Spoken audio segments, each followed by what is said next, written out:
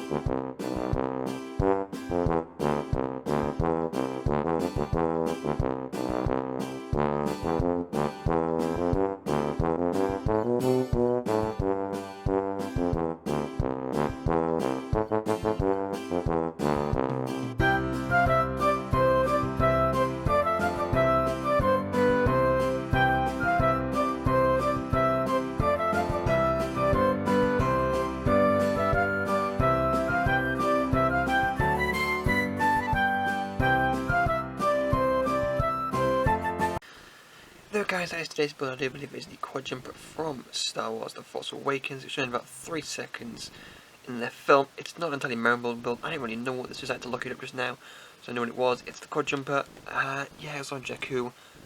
But yeah, it's not a great build today, guys. It was very annoying to get right. Like, the instructions are not very clear. Actually, the instructions, they are not at all clear about how to build this thing. It's very confusing, well, it's not very complex, just annoying and fiddly to build.